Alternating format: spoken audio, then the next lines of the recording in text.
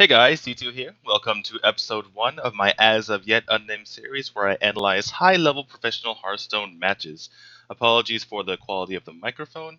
I'm still using my Razer headset. I will upgrade to a better microphone in the future, so look forward to that. And hopefully we'll get it in by the time we do this next time. Okay, so the first match I want to go over in this series is one between Team Liquid's Savjz and Nihilim's Thijs, two of the absolute best players in the entire world. They both have multiple championships. They both have offline offline championships, and yeah, just two of the best players in the world. And what this match is the World Cyber Arena or WCA Europe Pro Qualifier. And in this, there were two groups of 8, and the top 2 from each group advanced to the Gamescom in Cologne. And from there, the top 3 from there go to China, I believe. So this is a best of 4. This is the round of 4 matchup. And since the top 2 qualify, the winner of this gets to go to Gamescom. They won a match previously in the quarterfinals. Savjz took out Thijs' teammate Ro4, whereas Thijs took out AK Wonder. And that leads me to a discussion about the decks they bring, because I think they knew who their teammate or their opponents were going in. Let's take a look at that. If you take a look at the bottom, Savjz took Patron Warrior, Face Hunter, and Handlock, whereas Thijs took Patron Warrior, Hybrid Hunter, and Handlock. So almost identical deck choices coming in. And the reason why this is important is because deck choices inform a lot of what the players are thinking coming into the matches. And since they knew that they're going to be facing both obviously each other as well as Ro4 and AK Wonder potentially, those guys are all people who like to bring mid-range and control, or like to pilot mid-range and control decks. So coming in, they knew what kind of decks would be viable, which kind of decks would be good. The only people who really, out of those 4, who really like to bring fast decks every once in a while is Savjz and Thijs every once in a while. Savjz more likely to bring stuff like that, as you can see with the Face Hunter. So let's look at their deck choices. Patron Warrior, Hunter, and Handlock. And the decks you see, the deck archetypes, you see at the top, there are decks that a lot of pros and a lot of high-level players bring to these types of tournaments. There are obviously other deck archetypes out there. Some even played on the legend level of ladder, but typically there's a reason why some only these decks are really played. Some of those other decks are maybe susceptible to going 0-3, or they don't synergize well with some of the decks that you normally bring to these lineups. So as far as these 3 decks go, or 3.5 sort of, Patron Warrior is something that is extremely strong. Obviously, many pros have deemed it one of the best decks in the meta. It's capable of beating almost anything. It has a couple of weaknesses. It's weak against Handlock, and it's weak against Control Warrior, although the Control Warrior matchup has gotten a little bit better recently with the addition of Unstable Gold, allowing the Patron Warrior to get huge OTK combos, even if the Control Warrior is above 50 health, for instance. Some of the other matchups there are some other matchups that are not the greatest, but those are definitely the 2 ones you have to look out for. Handlock is another deck that's extremely good, not only because it's good against many decks in the current meta, but also because it's great against some of the more popular decks in the meta. For instance, it's good against Patron Warrior, and it's good against Rogue. We're just going to call it Rogue because there's only one archetype at the moment. And yeah, so Handlock does well against those 2 types of decks as well, and it does decently against other decks as well. For instance, it does okay against Face Hunter because of the fact that it has 2 heal bots and potentially even Jiraxis, occasionally Alexstrasza, stuff like that, that helps it stay alive, and it actually has a tougher time against stuff like Mid-Range Hunter and sometimes Hybrid Hunter. So then the last deck they brought was Hunter, and Savjz brought Face Hunter, Thijs brought Hybrid Hunter. Thijs brought a pretty fast version of Hybrid Hunter. In his deck, there was only one Savannah Highmane. He had things like an Arcane Golem and Wolf Riders in this deck, so still a pretty fast deck, pretty similar deck choices that they brought. I get the feeling that they brought Hunter as their 3rd deck, thinking that they would definitely bring Patron, definitely bring Handlock. And Hunter. The thing about Hunter is that if you look at the list above, it doesn't do the greatest against all of the decks, but what it does is it keeps decks honest, and a lot of times you will almost certainly win at least one match with Hunter, and the Conquest format that's really, really important. Now, you might be thinking, well, if people are expecting to get at least one win with Hunter, then why don't they just all bring decks that beat Hunter? And that's a little easier said than done, because if you bring 3 decks, like for instance, Patron Warrior, Handlock can be, we'll call that a counter to Hunter, even though it's only slightly favored. Well, say you bring Patron Warrior, Handlock, and something like Freeze Mage, and you have that deck, and you say, okay, if my opponent brings, Hunter, as long as it's Face Hunter or Hybrid Hunter, even though Hybrid Hunter is a little bit difficult, as long as they bring Face Hunter, I will be able to just 3-0 that. Well, the problem with that line of thinking is that if your opponent has now your deck's extremely vulnerable to things like Druid, mid-range Hunter, things in the kind of mid-range section of the decks. And so now you're vulnerable to an entirely different set of decks, which is also popular in the meta. So that's basically what the thought process is behind bringing Hunter, is that you kind of expect your opponent to bring solid decks, and therefore by bringing solid decks, you leave yourself open to being able to have a game taken off you by Hunter. Speaking of their decks, Thijs actually released a video, a little vlog of his, about his deck choices and what he did. For instance, why he put only 1 Hellfire and 1 Shadow Flame in his handlock, or things like why he put a Stranglethorn Tiger in his Hybrid Hunter, stuff like that. I will link below in the description. I will link to that video, so go check that out as well. Very, very interesting stuff. So now that we talked about their decks, let's get on to the first match.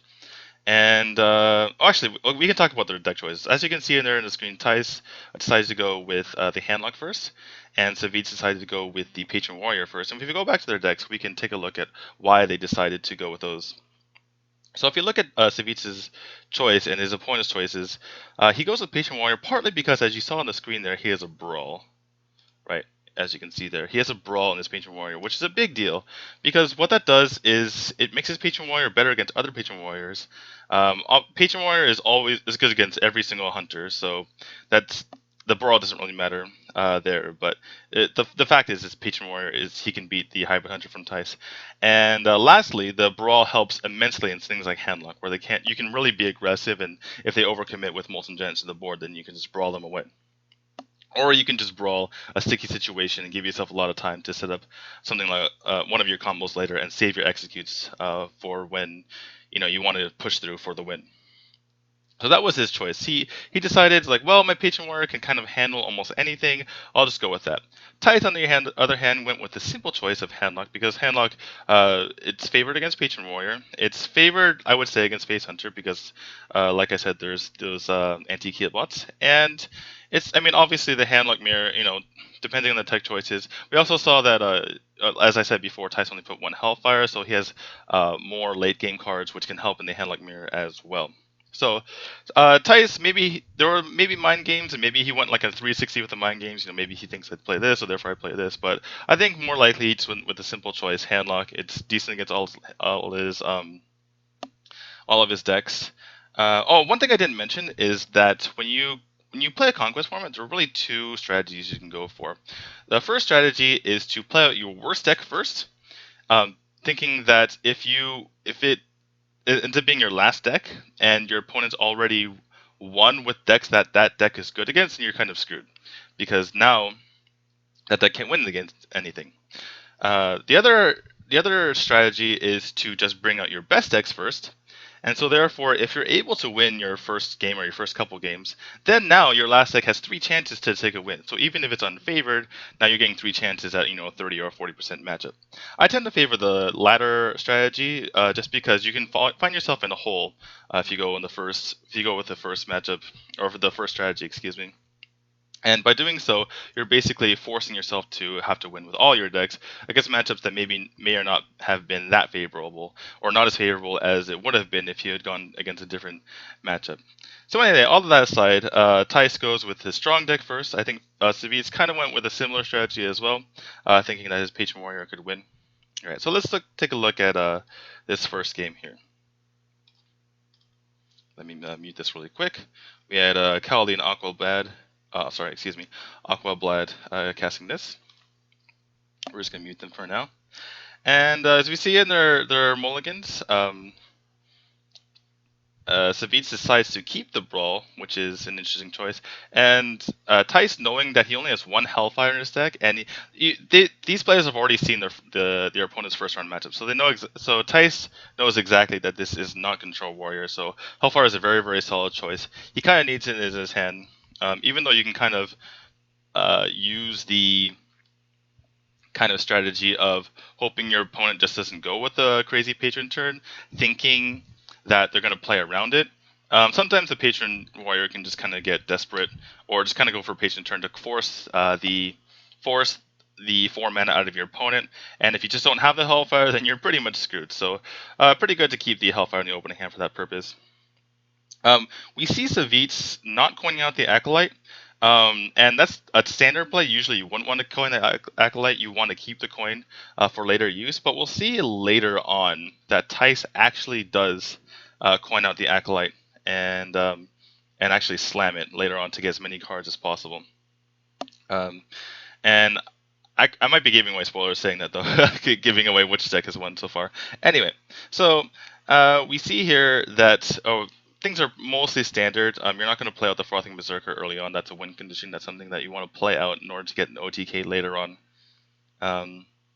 So basically what the Handlock is trying to do is basically play it like the old Miracle Rogue versus Handlock matchup, where you just have too many big threats that your opponent cannot deal with, because it's basically a combo deck and they only have a couple removal options.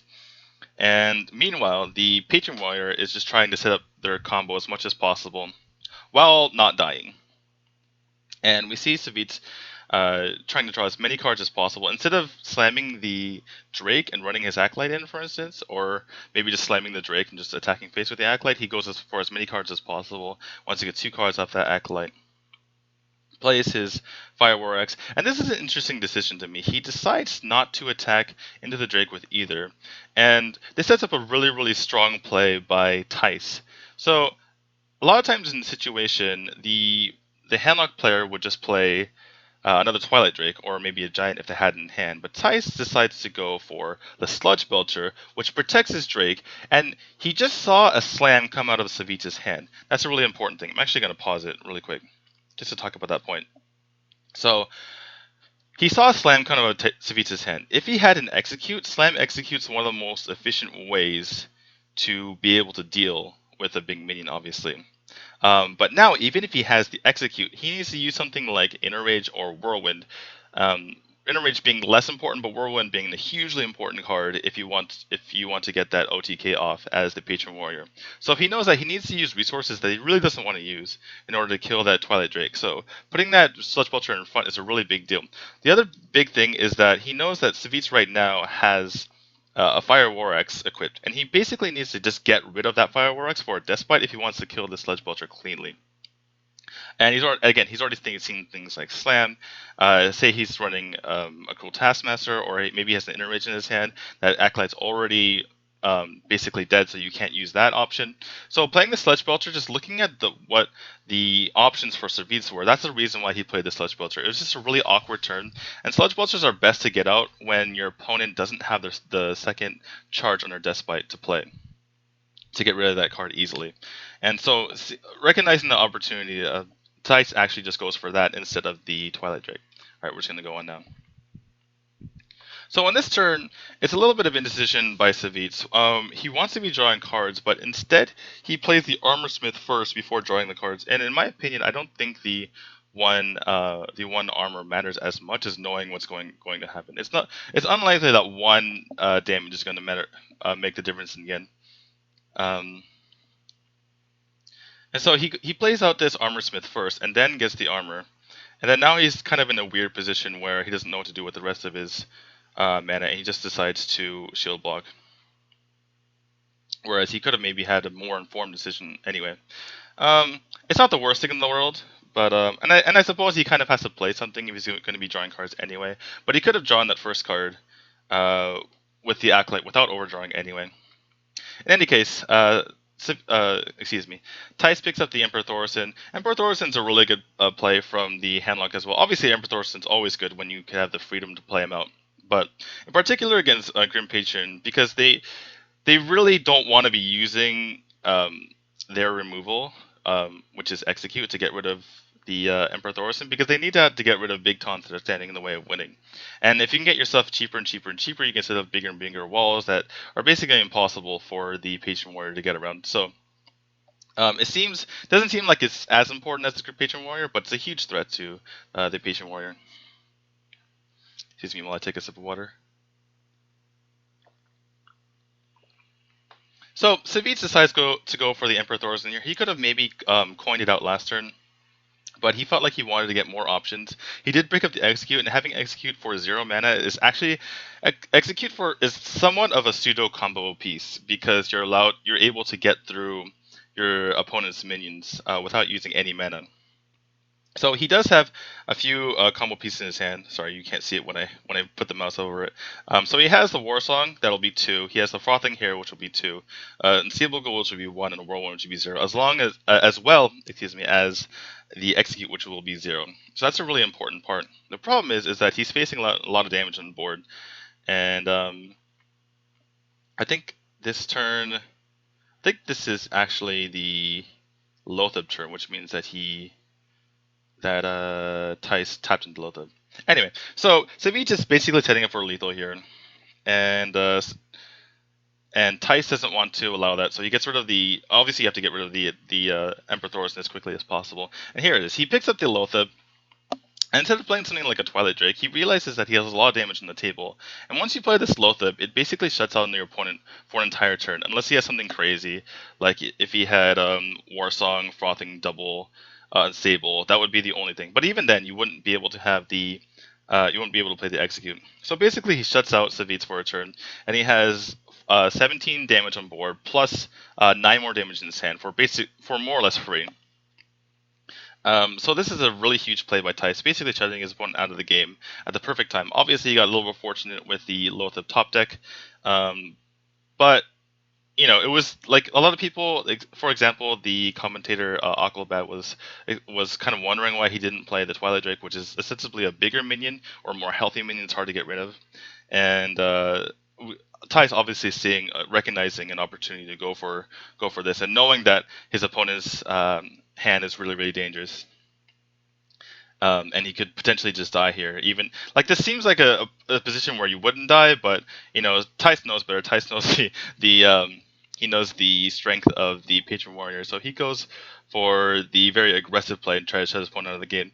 It seems like a top deck out, but it's not really. He actually had enough damage for lethal. He actually had exact lethal if he just ran the Sludge Belcher in and played these guys. So that wasn't really a top deck. He still had it anyway. And good play by Thijs, and basically shutting his opponent out of the game. And also, what it also did is I don't know if he knew that his opponent had Brawl, but yeah, he basically shut down the Brawl there as well when he basically overloaded the board, and that might have been that could have been definitely a Brawl turn if Savjz didn't spot lethal. So very good play by Thijs. And Savjz, I mean, he played pretty well. There wasn't really a whole lot else he could have done. There were a couple of times where he got a little bit greedy, but that's kind of something you have to do when you're in a matchup that's unfavored. So good play by both. I mean, it seems like Thijs played a little bit better, but at the same time, he had a little bit easier decisions to make. So we're just gonna call that one even, and the more favored deck won. Again, let me just drink my water while we move on to game 2, where we find game 2. All right, here we go. So the next match, they both queue up Hunter, and let's talk about that. So Thijs' remaining decks are Hunter and Patron Warrior, whereas Savjz's remaining decks are all of his decks, right? So he could go with Patron, but that might be a Patron Mirror, which would be kind of a sticky situation. And his Hunter isn't really favored against either anyway. I think he just wants to pick up a quick win right here with his Hunter. So I think that's what he was thinking, Savjz, is he wanted to go with the Face Hunter against potentially the Hybrid Hunter of Thijs to maybe pick up a win there, because it would be extremely hard to pick it up against the Patron Warrior. And he can also maybe pick up a win against. Oh, excuse me, sorry. Thijs' handlock is already dead, right? So yeah, this is basically Savjz's best chance to pick up a win is by going with his face hunter against the hybrid hunter of Thijs. Thijs, on the other hand, let's take a look at that. So he went with mid-range hunter, where his opponent could have gone for a handlock, and it's just basically trying to take a win with this while he's 1-0 as well. So they're basically just trying to seal a win with these. This is both of these decks are basically the weakest decks in their lineup against their opponent's lineup.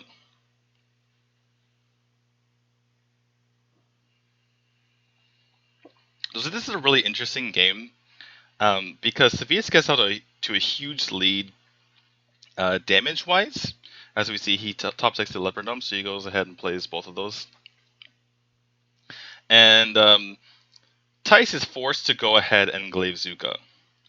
He picks up the Unleash the Hounds on this turn, I think. Yeah, he picks up the Unleash the Hounds. But he decides to Glaive Zuka and start clearing up the minions one by one. What this allows him to do, he could have maybe gone face here, or maybe just equipped it and not attacked at all. But that basically signals to your opponent that he has Unleashed the Hounds, and basically you can get in a bunch of damage regardless. And basically force Unleash the Hounds, and then you have the first play regardless. So I think this is a correct play by Thijs. This also allows him to take board control with his animal companion, and have the Unleash the Hounds behind it as something that he can use to maybe clean up his opponent's board. But in exchange, he goes all the way down to 18 health, which is a scary spot to be in. Luckily for him, he picks up the Misha, which is the best minion to have in the situation. If it was a Huffer, it would have done 8 damage, but he would have lost board control. And in this matchup, you really want to have board control as the hybrid hunter, especially with the hand that Thijs has right now. Very expensive minions. He needs the board control in order to be able to have those minions be effective. Now here, Savjz is stuck with a really, really difficult decision. And everything kind of seems kind of awkward, right? Because if you play as a Haunted Creeper, it's the one minion where you set up for future turns, but it still doesn't contest the Misha, and he doesn't know if he needs to have the Ironbeak Owl ready for something like Houndmaster. He's seen Thijs play the deck earlier, but he didn't see all the cards, so there could still be Houndmaster available. He decides to go for the quick removal instead of having to deal with it in future turns, and it's kind of an interesting thing, because basically what that does is allow it to get 2 damage in right away, and allow all of his minions to get in after that. And it gives his opponent extra mana, but what he's thinking is, I'm so close to killing you anyway that the 1 extra mana every single turn likely doesn't matter. And you can see at this moment it still looks good for Savjz. The health total is 30 to 14, and the first thing that people learn in Hearthstone is that health total doesn't really matter. You have to use your health as a resource. But in this case, it very much is. You can kind of look at the health totals and see that as what the actual score is in the match a lot of times. But as we can see, Thijs has set himself up to have a huge board, whereas Savjz is kind of all in, trying to get that last 14 damage in. This is a very difficult turn as well, and you kind of have to do a lot of math here, because say you play this Lothab, you're basically you have way too much damage on the board, and your opponent doesn't know if you have extra Wolf Fighters or Arcane Golems or whatnot in your hand. So if you play this Lothab, you know that your opponent has to trade in. He could maybe play extremely dangerous and go for your face, but most likely he trades in. So what you're doing is you're only getting him to 13, and say he trades his Tiger into you, but he gets 6 damage to your face. Now you're at 19, staring down a Jaime, which you can't really deal with. Your opponent could also have, your opponent's playing Hybrid Hunter, so maybe he has something like a bow, maybe his Charge, maybe has some other big minion, maybe he has the Houndmaster from before that didn't come out. So we could actually be getting a lot of damage onto, especially with 7 mana in hand. So this is a really tough turn, because on the other hand, you don't really get a whole lot of damage in using your Abusive Sergeant. And if you Abusive Sergeant, basically that you're committing to using your Owl. And what you want your Owl to do is basically get through Taunt as well. You don't really care about these 2 Hyenas that are coming out of the Savannah Hymen. So in the end, it's a really, really tough decision. Savjz ultimately ends up going with the Lothab. And it sets up a very, very interesting turn for Thijs. Alright, we're just going to speed ahead. Sorry, I paused it, not speeding ahead. Okay, so he goes for the Lotheb, and now that he's gone for the Lotheb, it sets up a lot of interesting math for Thijs as well. So he has the Eagle Horn bow in hand, which sets up a lot of, which represents a lot of damage. But he also has, I guess I could just play, press play here. He also has these Mad Scientists, but the Mad Scientist he knows plays into Unleash the Hounds, and the way the turns have been going for Savjz, Thijs knows that he kind of has situational cards because of the way that he played the Arcane Golem earlier, and the way that he played this Lotheb instead of pushing for damage. Which Thijs, being a smart player, he can kind of figure out what Savjz can somewhat kind of sort of looks like. The fact that he went for a Lotheb, because a lot of times if you can push damage, you'd rather push damage and just leave the Lotheb in your hand.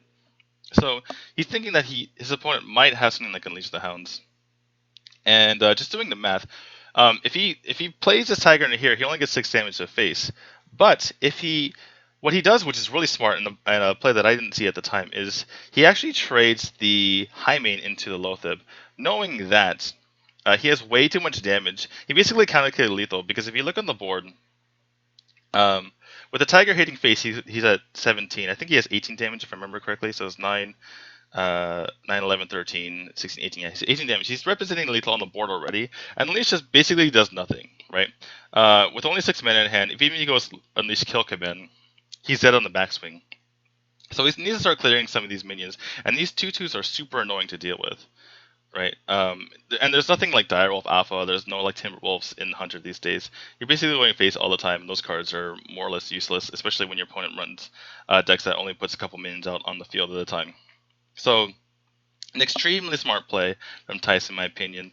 He sets up lethal while making even something like Unleash the Hounds kind of awkward to play. And I mean, between the stickiness of the shredder, between all of his minions having like these weird amounts of health that Unleash can't really deal with, it just makes it for an extremely hard turn for Savjz to deal with. And even if he had something like Wolf Fighter, now he has to run into like a 2/2, or maybe he has to buff the Wolf Fighter into the Shangathorn Tiger. So this is a really interesting and interesting play to me that basically set up the win over the long run. Now Savjz is forced to kill one of the minions on the board.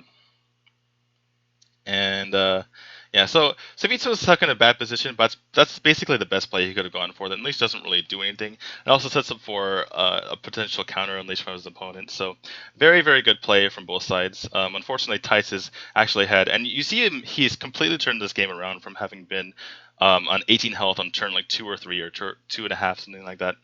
And yeah, some pretty crazy plays from him to get back into this game. Very, very smart play. And so his decision here is a somewhat difficult one, but also kind of straightforward if you're kind of an experienced player. What he does, he breaks up this Haunted Creeper, plays Unleash, and basically sets up for lethal in the following turn. It makes it almost impossible for his opponent to be able to have lethal on him. With 8 health, you can't Beast, Kill Command, Hero Power for the win. So basically, the only thing he's dead to is some sort of Charger, and he gets rid of that possibility by playing the Freezing Trap. And by hitting his face, and this also sets up for even if his opponent plays something like Explosive Trap, he also has lethal anyway. And Savjz is completely stuck here. He has nothing to do. His only chance is to, and he figures this out eventually, is his only chance to not die is if he unleashes the hounds and then plays the hound that gets bounced back and then throws them all into the pile of cheddar and then hope he gets something like a Doomsayer. And he doesn't get it, so yeah, so he concedes. So it ends up being 2-0 to Thijs. Both players playing extremely well. You can see that part of the reason why Thijs is ahead so far is because of the deck choice he went with his in the first game, and also playing that deck basically to perfection. And also in the second game, I think having Hybrid Hunter is like a very solid choice, even though it can get run over by something like Face Hunter. You can see sometimes you have like dead cards like Owls and other cards that don't really help that much in the matchup. So another very good play, very well played game by Thijs. Savjz actually got pretty unlucky there with some of the cards. If he had more Chargers, if his opponent didn't roll a Misha, he probably would have been in a better position. But such is Hearthstone. And again, they both played really well, but really not a whole lot of could have been done. Basically, the only real decision that could have been different is not playing the Arcane Golem when he did, which set up for big turns from his opponent. and gave him more mana the entire time. But even then, it was a sticky situation where um, any of the moves he made would have been kind of poor. So in the third game, excuse me, we're already into it. All right. So next we have Savjz going for the handlock, knowing that his opponent has to go for the Patron Warrior. Savjz only has, or excuse me, Thijs only has one deck left. These guys have kind of similar names, and I never realized it because of the whole like JS and JZ going on at the end of their names. Anyway, so knowing that Thijs has to go for Patron Warrior, this is a very solid strategy. You go with the best deck that counters it the most, and it's basically the opposite of the last hero standing format, where you want to get the information out with your best deck, and like knowing you're probably going to win. And obviously, if you pick a weaker deck and you lose, it doesn't. It's just it's just a bad situation anyway. So Savjz goes with this best deck. It's pretty standard in the beginning. So here's what I was referring to before. On this turn, Thijs decides to go for Coin Acolyte. And what that does is it's really, really annoying for Savjz to deal with this. Because if he Dark Bombs, now he can't play Giant in the following turn. And even if he had something like Drake, it would be a 4-7 instead of a 4-9. Right? So very, very heads up play by Thijs because he has the Slam in hand and he knows he can get many, many cards off of it. So he's maximizing the amount of cards that he can get off of this.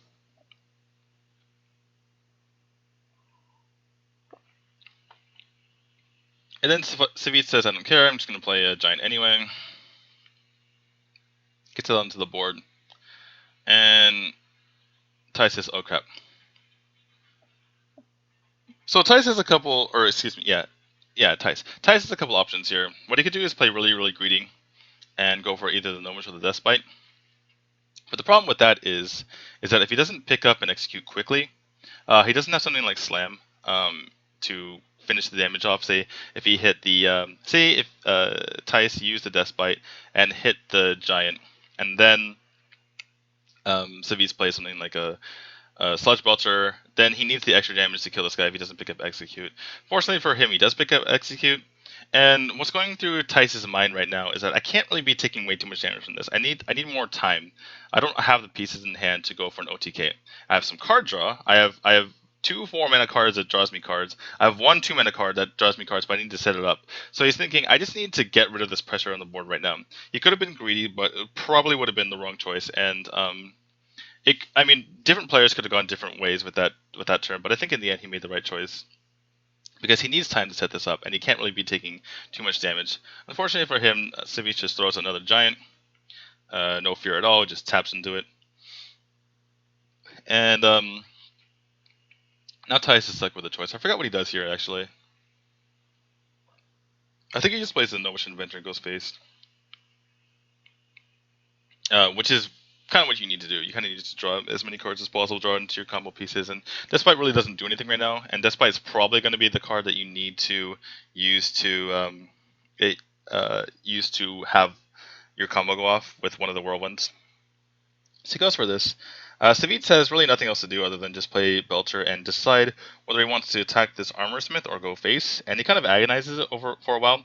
The problem with going face here is that the Armor Smith can get a ridiculous amount of armor, but he figures that if he uses a lot of his combo pieces right now, Thijs that is, if Thijs uses a lot of his combo pieces right now, then he's going to lose a lot of the combo pieces required to go for face. And basically, what Savjz is doing is putting Thijs on the clock by going face here. He doesn't think that the Armor Smith is going to gain that much value as far as getting armor. And obviously, there's a Battle Rage aspect as well, but the Battle Rage still costs 2 mana, which is a big deal when you only have 6 to work with.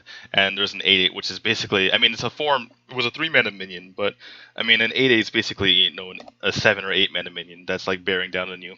And using 2 mana out of your 6 is going to be really a sticky situation. So Thijs goes for a play where he Battle Rages for 2 instead of 3. What he could have done is Battle Rage for 3 and just toss his Inner Rage out instead. And that's something that Caldy pointed out in the broadcast as well. And it could go either way. I think what he's thinking that he needs that inner rage. He could use the inner rage with the Grim Patron, for instance, in order to help him, or maybe even with the Frothing Berserker to help him have lethal. And the thing is, let's just pause it for a second. Say Savjz had killed the Armorsmith earlier, he would have lost. So it would have been -9 damage, but then it's kind of plus. The Armorsmith did get 2 extra health on this. So basically, he would have had 7 less damage in the face, and Tice would have been at 20. Now he's not really threatening lethal, and so Tice goes for lethal here, but it's really like a sticky situation because the boom bots have a high percentage chance of killing his Frothing Berserker, especially because only one of them has to hit the Frothing Berserker, because basically Tice has to whirlwind twice, and maybe potentially even inner rage in order to get the damage off. So if only one of the boom bots hits, it's possible that he just kills any chance of Tice winning the game. So it's a really kind of tough decision to go for this lethal here, but he kind of has to do it because of the pressure that Savjz is putting on. He can't really wait any more turns, and that's kind of the advantages of going face like Savjz did. That's also a thing that I want to bring up as well, is that before we watch this attempted lethal, is that Tice knows how Savjz plays. They played each other before, and he's seen many of his games. And it's something that I picked up as well, is that Savjz, when he's playing these matchups, he likes going for face when he's playing the handlock matchup and just putting pressure on his opponent. So earlier, when Tice could have played the Gnomish Inventor, he probably knew that Savjz wasn't going to screw around and kill the Gnomish Inventor. He's just going to go face. So knowing that kind of informed his decision to go for the execute as well. Anyway, let's go ahead. So Tice does have lethal here as long as his Frothing Berserker doesn't die, because he has 2 whirlwinds, and 2 whirlwinds times so 8 plus 6. Excuse me, 7 plus 6, 13, 14, 15, and then this is 16, 17, and then he has this attack and this attack, so it would be lethal. So he attacks with this first. Unfortunately, his Frothing Berserker dies right now, and he instantly concedes because he has no after that. Actually, Savjz had lethal on board anyway, so it didn't really matter. Or I should say, it wasn't like a rage concede or anything. Not only did he not have any way to win, but he was actually just literally dead on board. So that was a very well played game by Savjz as well. Excuse me. It was a very well played game by Savjz. I shouldn't say as well. Because basically the decision he made to basically ignore the possibility of what his opponent had. There's 2 ways you can play in that situation when you're in a favored matchup, and one of them is you can choke your opponent out of resources by killing their things like by card draw, stuff like that. But by doing so, Savjz wouldn't have been able to develop his bigger threats, and instead of doing that, he just put a clock on his opponent. So he's basically restricting his mana. So instead of restricting his options via cards, he's restricting his time and restricting his mana by playing extremely aggressive and going and putting his biggest threats on the table and going for face.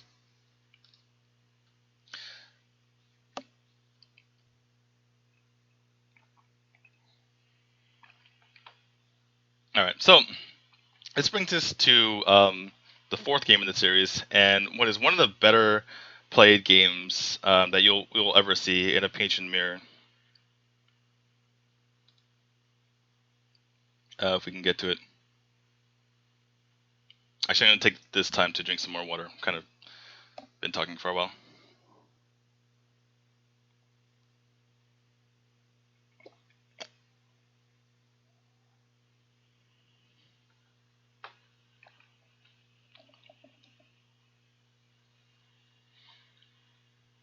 I'll link this broadcast in the description below as well,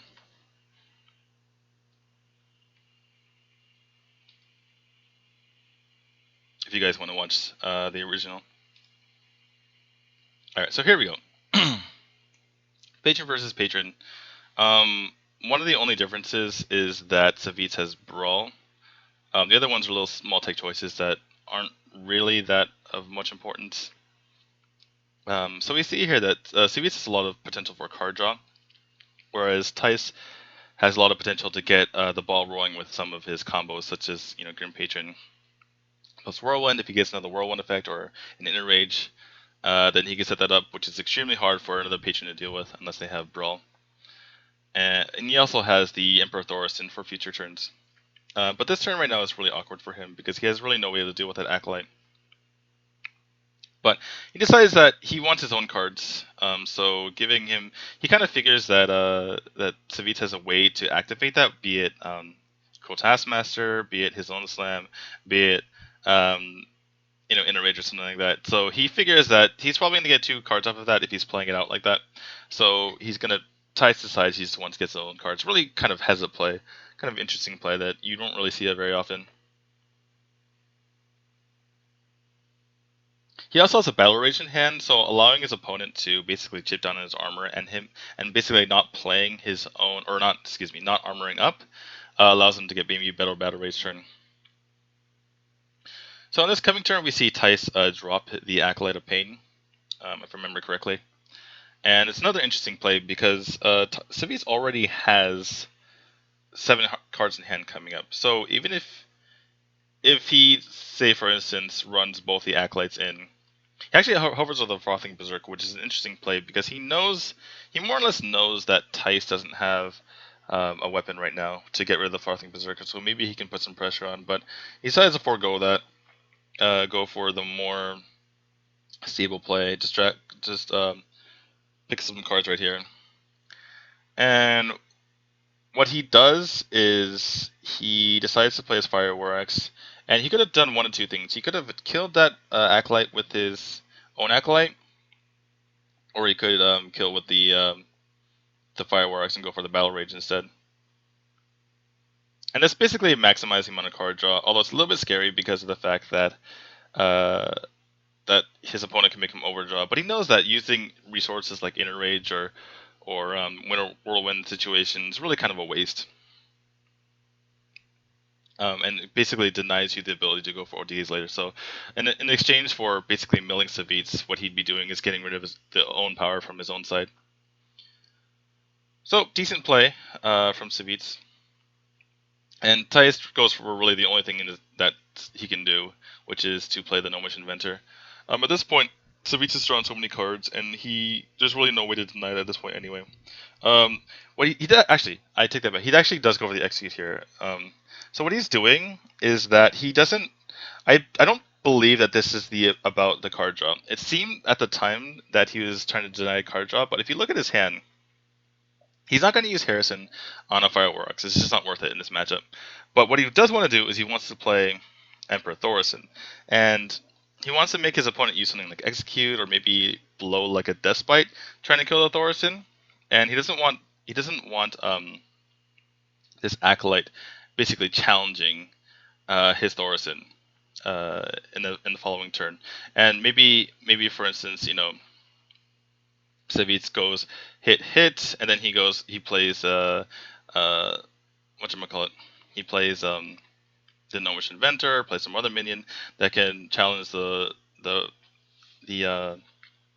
Emperor. Like maybe he just plays out a Ghoul or something. I guess Ghoul would kind of be like a foolish play. Anyway, the point is he just doesn't want his Emperor getting challenged, and he wants his opponent to play something like a Deathbite or use it and Execute on him.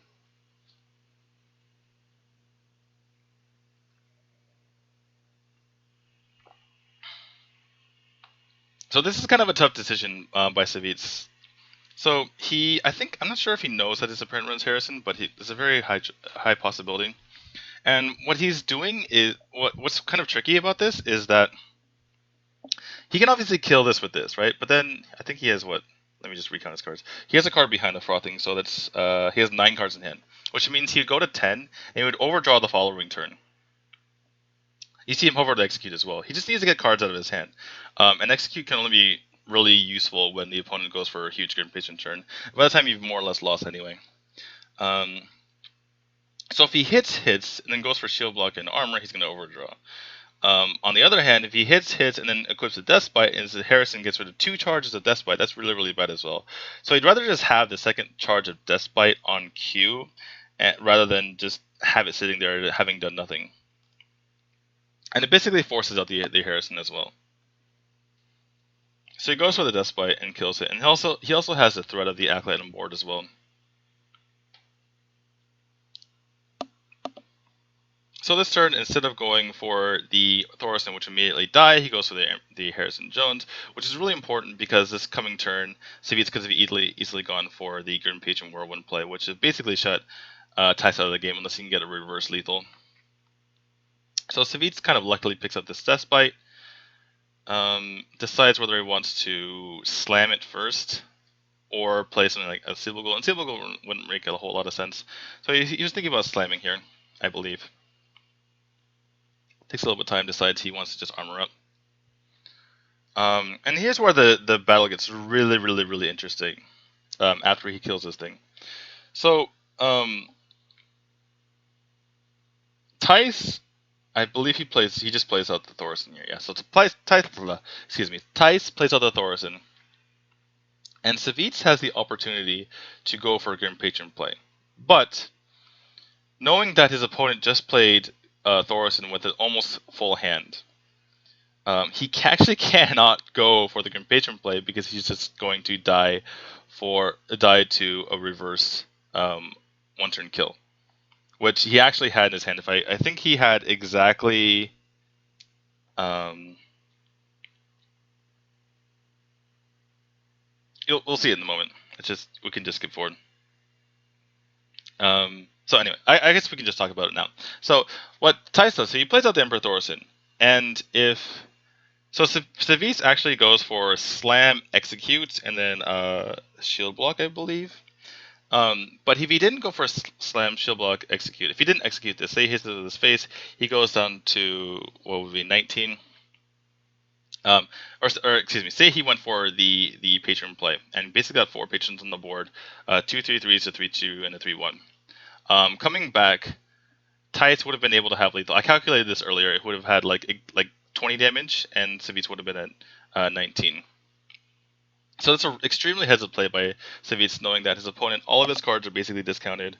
Something like Warsong, Frothing, Unstable, Whirlwind. Or like he even has in his hand, but it would have been easy for him to just have with 8 mana to have Warsong, Frothing, like double Whirlwind, or even just double Unstable. There's like so many things that he could easily have had,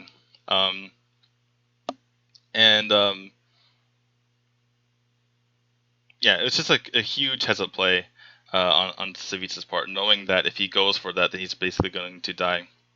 And on the back end, so Thijs, basically, he knows that he has the combo in hand to basically OTK his opponent whenever he goes for a Grim Patron turn. So he just draws some more cards, or draws a card with the Battle Rage, plays his Death Bite, and I believe he knows that he doesn't have Harrison Jones, if I remember correctly. In any case, it doesn't really matter. He doesn't actually need the Death Bite to win anyway. So he's just going to go ahead and get some extra damage, and he doesn't need this Whirlwind to win the game as long as his opponent puts enough stuff on the board. And just plays out the Armor Smith to prevent his opponent doing anything crazy. And also baiting out maybe him going for his Grim Patron turn by attacking this Armor Smith. So these turns end up taking a very long time because they're both in an extremely awkward position. Savjz actually has no idea what to do in the situation because if he plays the Grim Patron note, he just loses. He can't go for an OTK right now. None of his cards are discounted. And on top of that, he just saw his opponent not play any of the discounted cards that he just got. And so he just confirmed his suspicions that his opponent has the OTK combo. He briefly considers going for Warsong Grim Patron to kill the Armor Smith, but he kind of knows in the back of his mind that that's suicidal.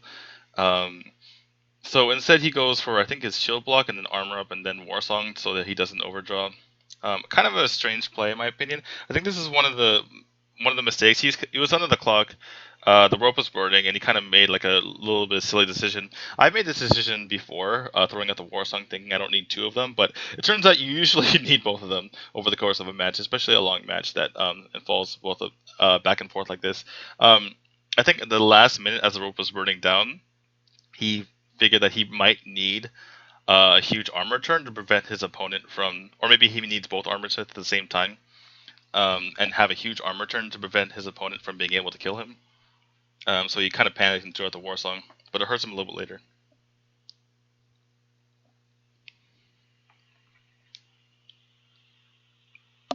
So now we have this dance going back and forth where neither opponent wants to commit to the board, but Thijs is definitely in a huge lead because at any time if Savjz commits to the board, he has lethal, whereas Savjz has no discounted cards, so he can't really lethal at any time. For instance, he can't play the War Song, Frothing, and Grim Patient at the same time. It's a really awkward position to be in. And then at the same time, Thijs is also drawing extremely well with this, getting the battle raids, getting more options in hand. And here's the option of playing the Acolyte and the Armorsmith, something that Caldi mentioned in the broadcast as well. And he kind of doesn't really know what to do. Doesn't want to commit too much to the board, but at the end he decides to just armor up and play the Armorsmith, figuring that his opponent really can't OTK him if he has 2 Armorsmiths on the board, providing that buffer. So yeah, there's basically this dance going back and forth, but Thijs is definitely in a huge lead, knowing that he can OTK his opponent at any time, whereas Savjz definitely doesn't have that option. On the other hand, Thijs cannot commit to the board either because of the fact that Savjz has Brawl. So if he ever went, he has Brawl and a weapon too, so he can kill whatever remains that's left over. So he can't just YOLO go Grim Patient onto the board. Also, that's one of the discounted cards in his hand that he could use to win the game. So it's kind of an awkward position. So in this spot, I think Savjz finally snaps and he's like, he can't do anything. He might as well just play into the board. I think this is the turn that he does that.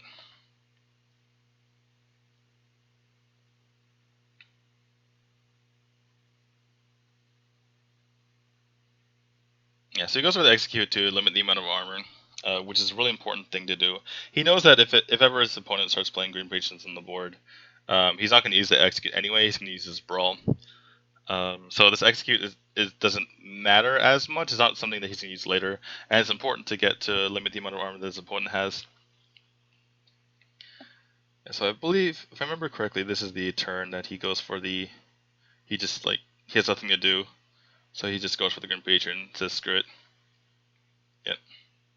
And decides that it's kind of this one thing where his opponent, the difference between 2 patrons and 4 patrons probably doesn't matter. And Savjz actually might have done that math as well. He might have done the math saying that if I make 2 patrons, I might as well make 4 patrons and make it difficult for my opponent. Because with 2, Thijs can spawn 2 more, and then you can spawn even more with the Whirlwind if he has the Whirlwind in hand. And it turns out he has 2 Whirlwinds in hand. Thijs does. So Savjz makes the decision that doesn't really matter. Like 2 or 4, I might as well put pressure on my opponent. Maybe I'm being paranoid. Doesn't actually have stuff in his hand. Maybe he's scared of my reverse OTK potential, which is why he isn't playing his own Grim Patrons. So that was all kind of probably going through his head. He finally just snaps, says, I have nothing to do. I'm not picking up anything that's useful, so I'm just going to go for this. And Thijs immediately comes back with the super ridiculous, way overkill OTK. It ends up being like 20 damage over. So the thing with this is you immediately have to go for it. I'm pretty sure he knew. He didn't actually calculate exactly the amount of damage it was, but he pretty much knew it was lethal. And the thing is, like, right when it's your turn, you got to go right away. He even takes, like, if you watch, he takes about 5 or so seconds. Like, look, he took about 5-6 seconds to decide whether to interrage that. And that almost, well, I don't think it cost him, but he probably queued up the actions anyway. But you see, just doing that, it made it so that it went all the way to the rope and then to his end turn. So if you're ever playing Grim Patron at home, make sure you go quickly. Even if you think it might not be lethal, even if you're not sure it's on the edge. If you have no other good play and the game's coming to a close and you might lose if you don't do it, then you have to go for it right away.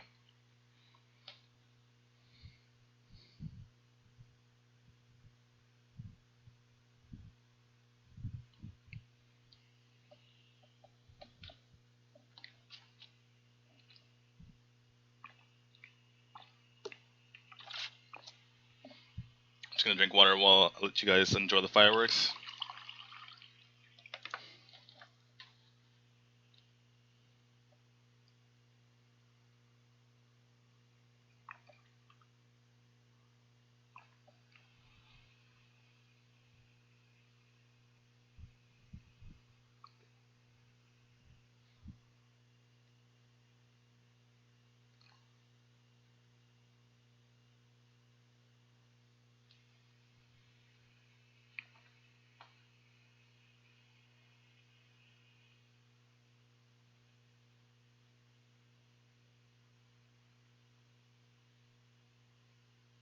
and 39 damage. So it was extremely well played by series by both players, and I think Thijs played a little better. There was a couple decisions he made that made a difference in the series.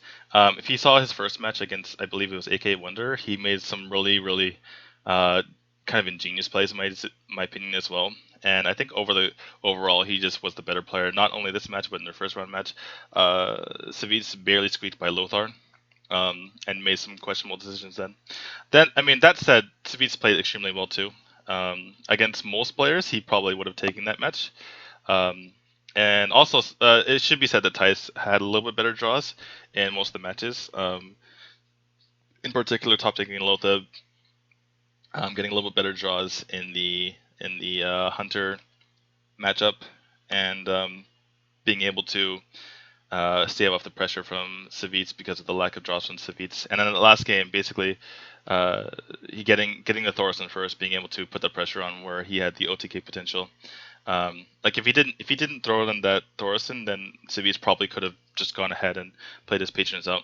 So slightly better draws, slightly better play, also in my opinion from Thijs, but also very good play from Savjz, knowing to play around certain things, like for instance the OTK reverse all kill, and that play by itself, it was really impressive in my opinion, because I think most people would have just gone ahead and played out those Grim Patrons.